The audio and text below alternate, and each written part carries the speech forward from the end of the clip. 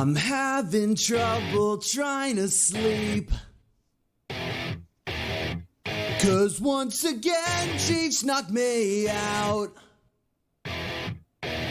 As Casey drives, the defense tries, but they will never stop the throw to Kelsey from Pat Mahomes.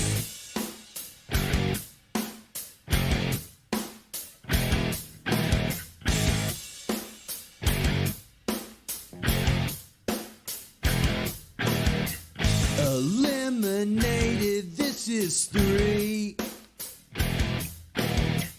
times the Chiefs ended our year short. Our kicks are wide, my face is dumb. Is this the end of our window? 'Cause of Kelsey and Pat Mahomes.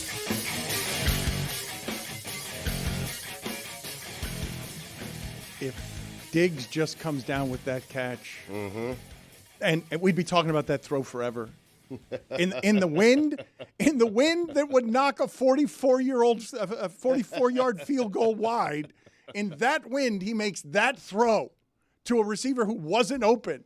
And we're going to be talking. I'm watching on television right now. It's about did the Bills blow the game instead of the Chiefs winning it? You got to account for the wind when you're a kicker. It's a great question, by the way. At least just aim left if you're a Bills kicker. Exactly like, right. far left. It's like when you're a golfer who slices the ball. You aim left. You go right in the middle of the fairway. You got to know. You're out there, you're practicing, Dan. They were saying it before the game. They're having real difficulty here hitting him over 50 yards. Just kick it. That was Jim Nance's fault, though. Right as he's about to kick. I asked McDermott before the game. He says, I don't trust anyone more with the game on the line than Tyler Bass. The old jinx. He was saying that as he started making the kick. Do you guys understand what an absurd throw that was he made to Diggs? It was 60 yards in the air. I'm telling you, I stood up. Apparently, Chris was jerking off. Huh? If you missed earlier in the show, I It's refused okay. to say what I was doing. No explanation needed. Thank you. Just let it sit there. Just let it sit there in its discomfort, please. We appreciate you trying to defend yourself. Mike said the other day about the only contribution Mike made to a show the other day was I masturbate 5 times a day, and he had to eat that. He had to eat that after he said it. He said it, and he was making a joke, and he couldn't explain it, and he had to live with it. Phrasing. A lot of protein. Do you guys understand 5? how hard it is to win the media game in that sport? When you're Josh Allen, you make that throw. A throw Buffalo would have remembered forever, and now will get forgotten. And now it'll only be, we've got a new Scott Norwood. We got a new field goal misser. In that city that never wins anything. That city that has such regional pride in that team. Stugotz, the Bills are the best thing they got. Yeah. The Bills. The only thing they've got. The Bills are Sabres. and not just sports. The Wings. I'm talking about the Bills are the source of the most regional pride, even though they've been laughed at. Maybe because they've been laughed at. And this quarterback brought them hope again. And he made that throw in that situation. And it would have knocked off Mahomes and Kelsey. It was the throw that you need to make to knock off a champion, and he made it. And Diggs, who reportedly has been unhappy there all year, has the worst game of his life. Diggs, who was brought there to make Josh Allen to make that play for Josh Allen, the whole season falls apart. And the biggest surprise, Billy was rooting for them. I don't understand. Why? I mean, what do you mean, why? Nice Billy? story. Billy, what do you mean, I have this why? newfound friendship also with Christine Lisi. We talk a lot now. And I wish her good luck. She wishes me sad? good luck on the Dolphins. She's sad. People were crying. Well, oh, my God. she was on with us, and she said when Billy made the comment about Josh Allen's face that Billy was dead to her.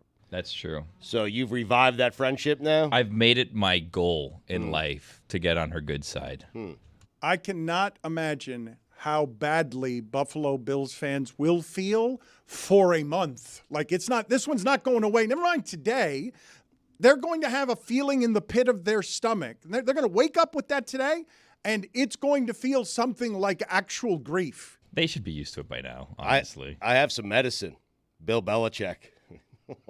Bill's Belichick. Oh, you're going to offer them a gummy. I think the Diggs thing was bad and the missed field goal was bad, but oh my God, the fake punt. That was awful. Egregious. When they drew that up, they were like, it's going to be Hamlin in a big spot. This is going to be awesome. Didn't really work out that way. No. I can't believe they did that. So weird. I cannot believe they went for it like that with him. If you're going to go for it, do it with Josh Allen. Do it Right. with blockers. I don't know. A giant quarterback that's amazing at picking that They stuff should up. have Josh Allen always out there on their punt team. So it's like, he's here. Would have been a giveaway, but I mean. So I think they were saying that as it was happening, there were 10 guys on the field. Is that what it is?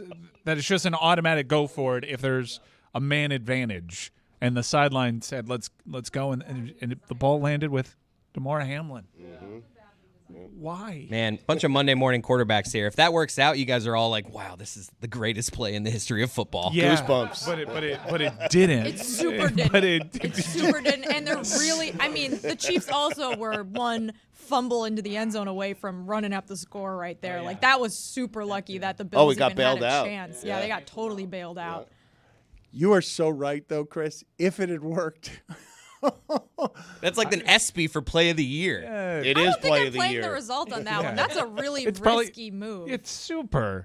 Wait a minute. You think you'd be on here today criticizing the Bills and would- DeMar I- Hamlin? Don't fool. no, I would be like, I can't believe I they did just that. want to be clear on this. So the Yes. Bills win the game, not what I'm and they saying. did a fake Right. punt that succeeded. You and still have them winning the that's game the in this moment that the hypothetical. sports media is Yeah. going to have perspective and be like, you know what? I know you got the result you wanted, but process was bad. No. I'm talking With about that guy in particular. what Tampa Bay did when they went for 2 when they're trying to come back. That's the type of situation where they didn't get it and people play the result like, why did you go for 2? Yeah. Why the Bills doing a fake punt in that situation? I get it. The Chiefs had 10 people on the field and they thought they had a mismatch there, but it was a badly designed play. I'm not just playing the result. Like, that's a really risky place to go 4th and 5 and try to get a first down deep in your own territory. Did Baker seal comeback player of the year last night with that DeMar Hamlin? Hamlin had Hamlin that, did. man. No, Hamlin him and did. He Flacco. had a Because he tackle. failed? No, he had a tackle on a punt, guys. Well, I think the voting for that's done already, right? Doesn't that end at the regular season? Probably went to Hamlin, right? I feel like you fire What did McDermott he do if they this season? even if they get that, you fire McDermott, He right? didn't do anything. What did Mike. Hamlin? He had 2 tackles this year. What's a comeback? All right, we're not doing the Oh, show. from the beyond. Don't want to do that. We're not doing it again. We're not doing it again. Billy, you're saying that I have him third on mine. you fire McDermott. And Rodgers didn't even come back, and I still have Aaron Rodgers out of DeMar Hamlin. Really? Well, Flacco's on there. Yeah. Has to be. He's on the metal What do you stand. have to come back from? Because like it's just being bad is a thing that you overcame Baker? yourself. Yes. Yeah, you're just bad. Yes. Bad, the couch, death. They're all on the table in this one. Do they franchise Baker? What do you do there? 'Cause They got a lot of free agents coming up. I so, know. yeah. Evans being another. Do you think they chose DeMar Hamlin to be the guy to do that carry because he Yes. was the best one for the job, or they were going for the moment? That's going why I'm for the saying moment. you fire him because why you like gotta to fire what him. Chris, Moment. because what Chris was saying before. Not a time for moments. McDermott, exactly right. You're playing for a Super Bowl, not for an ESPY, and that's what he was playing for in that play was an playing for ESPY, and that is not what you want when you're a head coach. No, if you're going to go for it there, Exactly we all agree. right. Josh Allen. You know what Belichick does? He either goes for it with Josh Allen or he punts and plays defense. That's what he does. Doesn't go for moments. We've talked a lot about Mike Evans today, and it brought up something that I saw Booger McFarland tweet, which was that Mike Evans is a first ballot Hall of Famer that you wouldn't put in your top 5 at the wide receiver position if you made a top 5 list. So I thought maybe Stugotz could do a top 5 first ballot Hall of Famers that you wouldn't put in your top 5 in their position group. And then there's an opportunity to spin that into 5 more top 5s because then you could name the top wow. 5 receivers. And then we could have like 30 people being listed in one segment, Stu. So I would like you to please work on that. On it. Andrew Hawkins makes the argument that Mike Evans is the best receiver of this generation because for 10 straight years he's had 1,000-yard seasons and he is excellent. Like nobody would dispute his unstoppable excellence, but he also drops balls quite a bit. He's confusing. Yeah. can't have a worse play outside of Kadarius Toney than what Mike Evans did early in that game. Thank you for bringing up Kadarius Toney. What was the sponsorship he had here? Fast Twitch energy drink. And what was his stat line in that game? Because I think McCole Hardman came up yesterday and almost had a stat line to rival it. Are you ready, Stugotz? The McCole Hardman stat line. This beats Josh Allen's great throw. This beats DeMar Hamlin's fake punt. 1 carry for -1 yard. 1 catch for 2 yards. 2 fumbles. Only 1 loss, though. It was a big moment in the game, too. That is correct. That is a shitty stat line. And he is advancing, and Josh Allen is not because Stephon Diggs could not catch that ball. And Patrick Mahomes. And that...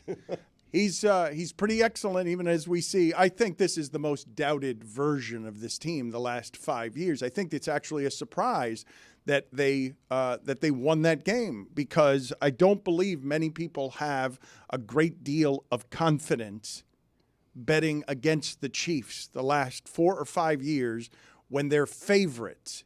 Yesterday, they were a 2.5-point underdog, and I think people were scared to bet them because of how they looked all season. We remember what it looked like them losing to the Raiders at home. Like that, they looked done. Their offense didn't look like it could travel anywhere and do anything. It's one of the reasons I say this is a great opportunity for Patrick Mahomes, Dan, because when you talk about like Tom Brady and some of those guys, some of the all-time greats, they've all done it with teams that you don't think are the best version of that team. And he's doing this on the road against, I guess, the 2 quarterbacks in that discussion for best quarterback in the game. He just did it against Allen and has a chance to do it against Lamar Jackson. Well, let's discuss this for a second, because I think we all agree that this is a good and fun Final Four. I think we'd also agree with the following. In the AFC, you have the 2 quarterbacks we know are stars by themselves, and in the NFC, you have 2 quarterbacks that you wonder if it's the system that makes them that.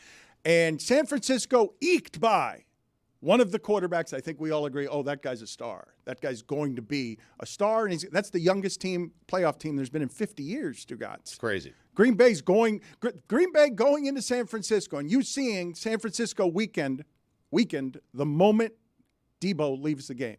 We all of us see it at the same time. If they do not have McCaffrey, Debo, and Trent Williams, all of them, Brock Purdy is going to suffer by degrees in a way that Patrick Mahomes doesn't, as his receivers drop 300-plus yards in passes. But that stat on the 49ers, Stugotz, that they're 1-30 now, because they won this one. They now have the 1. They're 1-30 when Shanahan trails by 5 or more points headed into the 4th quarter. That's something no one will ever say about Mahomes. You will never say Mahomes is not someone I fear in the 4th quarter, because I just gave you the stat, that he's 8-2 in playoff games when he's down 7 or more. Kyle Shanahan is now 1-30 if he trails by 5 or more. And he just did it to save his season, because Stugotz would have come after Shanahan all over again on you fraud. All you are is this system guy who can do it with an undrafted or the last pick in the draft. You could do magic and stuff, but when he's late in the game and it's the 4th quarter and you need a quarterback to be Joe Montana or Steve Young and not Garoppolo, your system falls apart because your quarterback's not actually that good. He can't do the things that Lamar Jackson and Patrick Mahomes do. I'm still tired of Shanahan, even though he won. Like, enough of he could do it with this quarterback. He could do it with that quarterback. He did it with Garoppolo. He's doing it with Brock Purdy. He's done what? Here's what he's done. He hasn't won a Super Bowl with any of them. Not any of them. He hasn't won a single. I am so tired of Kyle Shanahan never being on the hot seat, always being anointed as this guy who can get it done with any quarterback. Well, then get it done, because he hasn't gotten it done. 8 weeks ago, Brock Purdy was the MVP. 8 weeks ago, 4 weeks ago. 4 weeks ago. If that's not getting it done, I'll take not getting it done, because that seems like it'd be fun. Get it done with a good quarterback. What? I believe that he has these quarterbacks around, Brock Purdy, Jimmy Garoppolo, where if he doesn't get it done, it's because his quarterback wasn't good enough. It's never Kyle Shanahan's fault. It's always he didn't have a good enough quarterback. So you think he would rather have an excuse than a Super Bowl win? Yep. Put it on the poll, Juju. Would Kyle Shanahan rather have an excuse than a Super Bowl? So if he wins with one, he's a genius and good for him. But if not, it's never his fault. So he's choosing to not have a good quarterback. You're coming intentionally. Around. Yes. Billy, I don't know. He traded Trey Lance. I mean, that's right. That was the good to quarterback. the Cowboys. He tried to get a He good gets one. listen. He doesn't get criticized for that. I mean, he traded all his draft picks up to get Trey Lance, and he blamed it on John Lynch. It's never his fault. Stugotz is in good position here, but he's also in trouble. Lamar Jackson, he says, win a Super Bowl. Kyle Shanahan, he says, win a Super Bowl. He's a win away from being in the Super Bowl again. They're in the NFC Championship game. We'll win it. But he's in trouble, though, because you've heard me say this before. You've heard it a lot from me. You've heard me talk about the critic always gets to be right because there are so many other people every year that lose than the one who wins. And then he just moves to the next one. Like if Lamar Jackson wins, he'll just go right over to Kyle Shanahan. It is a bad spot for him though, because if he loses to Dan Campbell when he's a genius and everyone looks at Dan Campbell like kind of like That's a what's got to fool, happen. That's what's got to he's gonna look bad. Tony, how did your MMA watch party go? Beautifully. We had an amazing time over at the Taurus in Coconut Grove. We had a bunch of people out there hanging out watching the fights. The fights were good. One was very good. The Duplessis versus Strickland fight, I think, was the best on the card, which was billed supposed to be that way. But we had some fun along the way, Dan. A lot of people rooting for Strickland to lose there. Did he? Or did the judges It rob was him? tight. Let me say, it was very tight. I think Duplessis had enough damage on Strickland, cut him in the forehead, cut him in the eye, that it looked like he won the fight, but it was very close. Can you guys play for me a clip that I hope embarrasses somebody from Tony at the fight? Did your parlay fall apart because you bet a giant favorite and the giant favorite lost? So Taylor asked me, he's like, hey, who do you like on this card? He said, "What's Who's your lock of the night?" lock of the night, right? I'm like, Mike Malot's really good. Neil Magny is kind of a journeyman in the welterweight division. Like, this is the fight right now that if you want to throw all your money on, you want to bet Mike Malott. To this point, Dan, the video we're going to show you, at this point, Mike Malott has been winning all 3 rounds, taking Neil Magny down. He's got super ground control. He's been killing them all fight. Minus 375 favorite. Minus 375 is a favorite, yes. And Just Tony- hang on. Biggest on the card, by the way. And Tony's the guy you asked. Tony's a trusted voice in the MMA community. He has a Thank you. dedicated following Thank of you. fans that he brings with him anywhere he goes. Thank you. But this was 15 seconds out of the fight. We got 15 seconds left in Billy, the third why round. are you laughing immediately after you say that and then You know covering why. your laughing mouth with your hand? No, it's I saw falsehood. Because I- it sounded what do like you mean- sarcasm. What do you mean falsehoods? Everyone saw it. You're on television. Well, if I'm going to be honest, it's because I found a printed out pitch that Tony had for a show, and that was a line from it that I memorized and was throwing out there to see if anyone noticed, and no one noticed. Because nobody saw that. Who would have pitch. seen that pitch? Carl saw it. Like, you're trying to sabotage me from within, puppy. We're already winning. Don't Carl worry about is it. laughing. Don't worry about it. I mean, it is deck speak, right? A trusted voice. Like It was a that's- really Somebody else created it. It Wasn't was me. a really good line. Oh, Chris found it. You hate Tony. Falsehoods. I do Dan. not hate Tony. Yeah, we don't have to worry about That's this. not true. We're having fun at the MMA Hangout. Billy, of course, didn't go. Didn't want to be supportive. It's That's fine. 9 o'clock at night on a Saturday. You'll I have be okay. children. You'll live. Anyways, here's the clip of a minus 375 favorite getting pinned down with 15 seconds left, and we are hoping to God that he survives these 15 seconds. Because if he does, we'll win the bet. If not, this is what happens. No way. Keep it. No. 15 seconds. Stay with. How much money did Taylor lose? How much money did Taylor lose? Lewis's face was hilarious there. He's like, 15 seconds, we got this shit. That's my fault, right? That's my fault.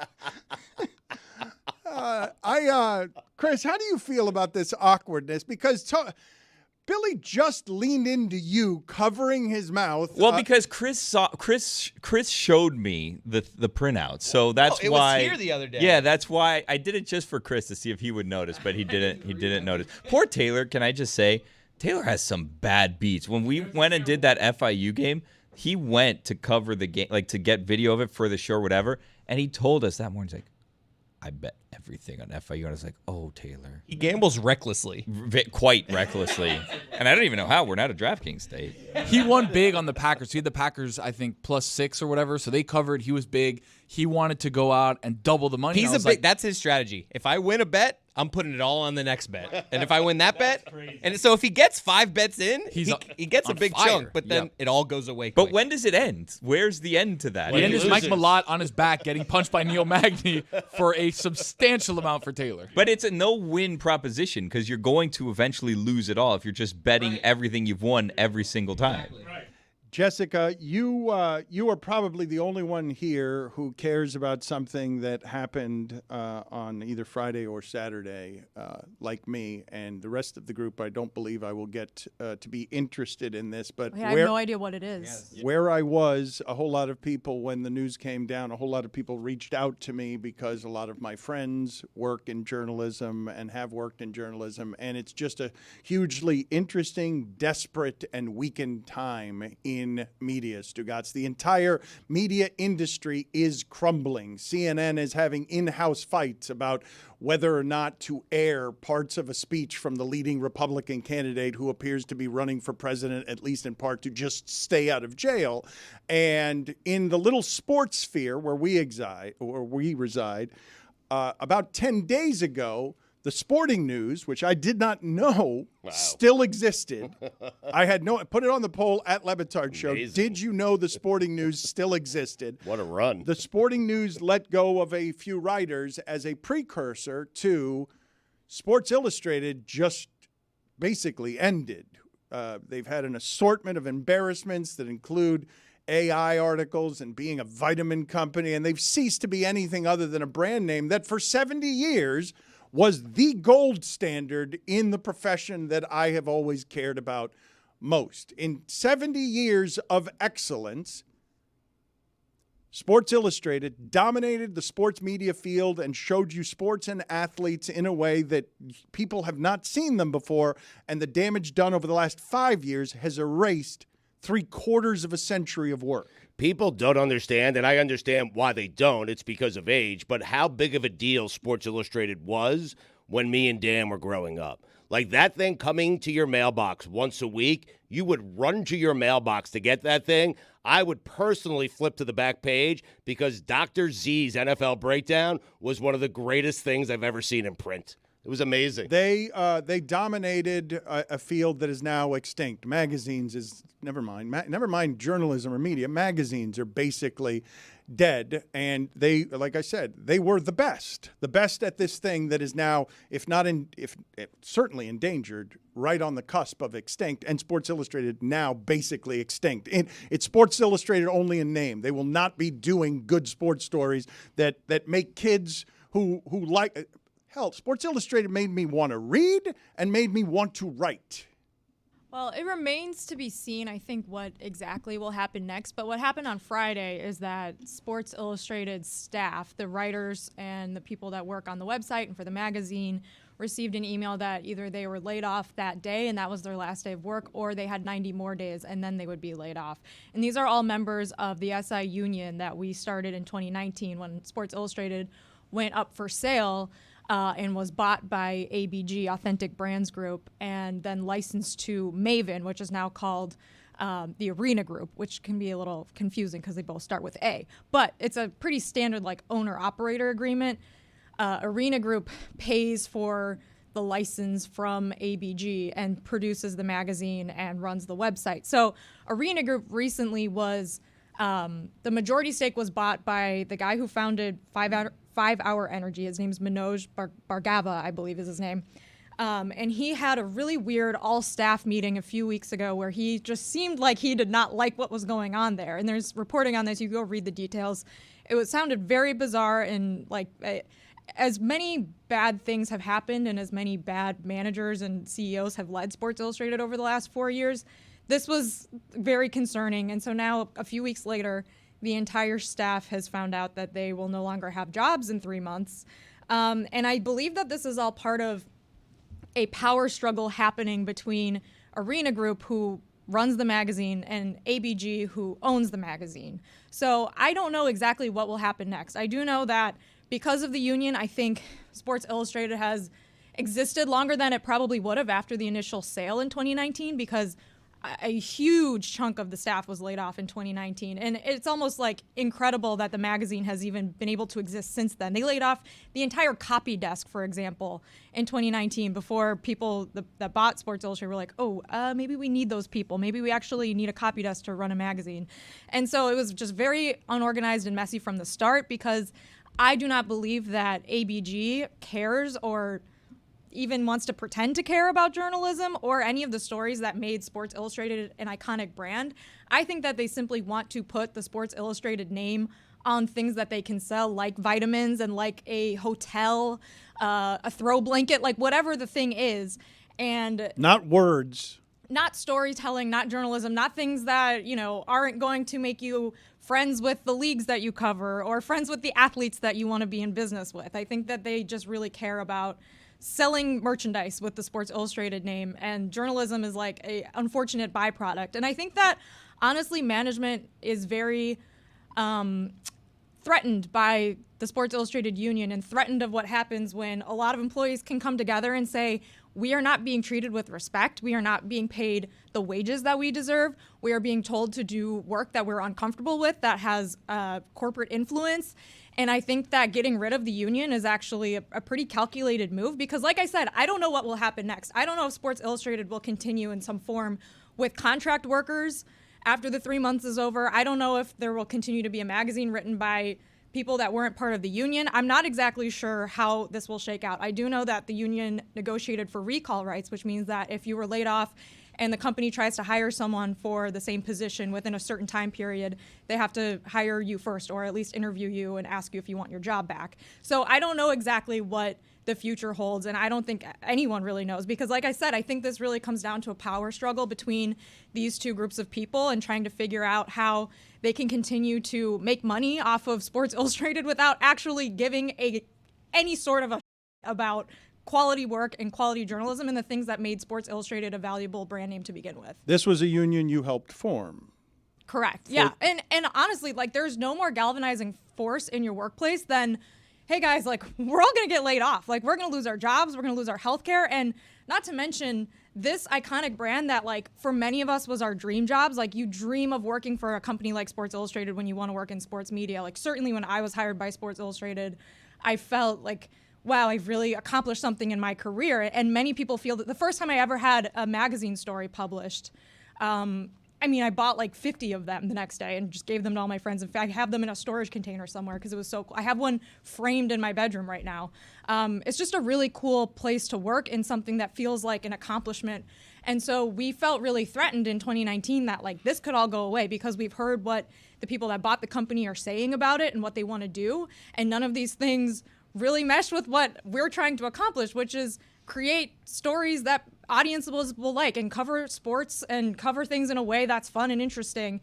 And so while I blame management over the last like decades plus for not being able to figure out a way to make Sports Illustrated, basically like fumbling what's an iconic company by not being able to modernize it and make it profitable in a way that kept people's jobs safe, I do believe that the current owners and operators of Sports Illustrated deserve a ton of blame and honestly should be ashamed of themselves. Wow. I don't know, Stugotz, So proud. what makes me sadder, right? That a childhood thing that taught Ashamed of me themselves. to read and write expires, or that the people listening to this don't necessarily care, that media keeps dying right and left, and no one seems to care. But Stugotz is proud of you for finally being ashamed of something there. Way to go, Jessica.